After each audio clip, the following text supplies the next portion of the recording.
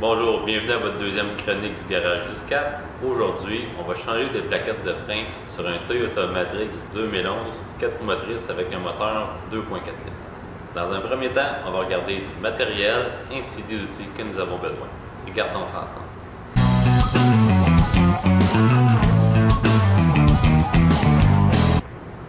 Pour cet entretien de frein, on va seulement changer les plaquettes et non les disques. Donc, les outils qu'on a besoin, ainsi que du matériel, ça va être très rudimentaire.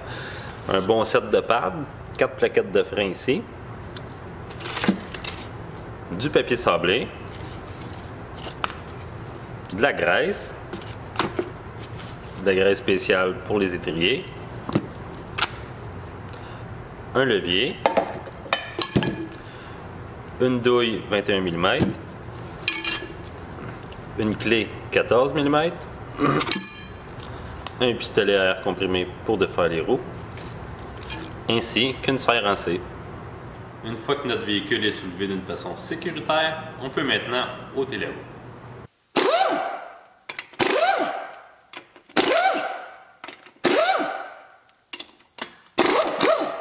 Après avoir ôté notre pneu, on va ôter le boulon du bas de l'étrier.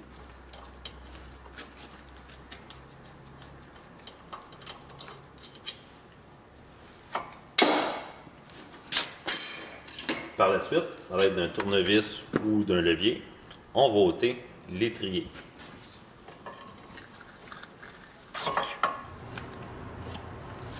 Une fois l'étrier ôté, on va devoir rentrer le piston. Très important de ne pas laisser pendre l'étrier par la hose en caoutchouc.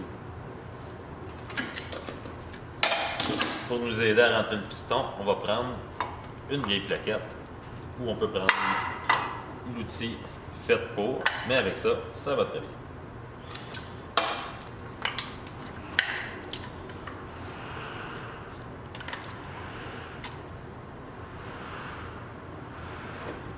Un bout de fil comme ça, ou un cintre, ou une bonne attache, une tie wrap peut très bien faire l'affaire.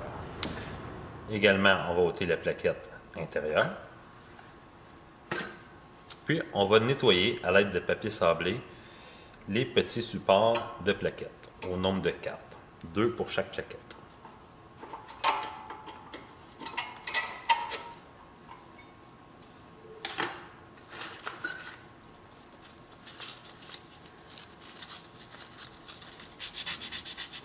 Une fois que le support d'étrier est nettoyé aux 4 coins, ainsi que nos petits shims en métal, les petites plaquettes en métal, on peut appliquer une graisse anti-grippage dessus. Par la suite, on va retirer nos 2 coulisseaux, ou communément appelés des sliders d'étrier, et des nettoyer et des lubrifier. Par contre, avec un autre type de graisse, exprès pour les étriers.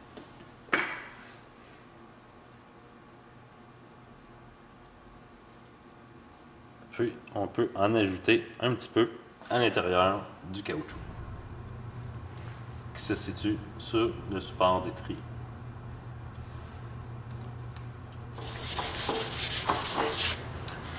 Puisqu'on réutilise les mêmes disques, c'est approprié de passer un coup de papier sablé dessus pour profiter d'une adhérence maximale lors de freinage. Ici, les plaquettes sont identiques. Parfois, il y en a une pour l'intérieur et l'autre pour l'extérieur.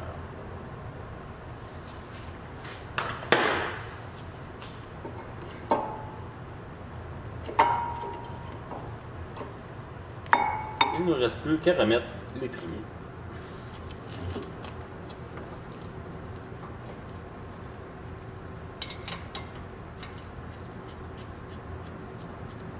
Et de resserrer le boulon du bas à l'aide de notre clé 14 mm.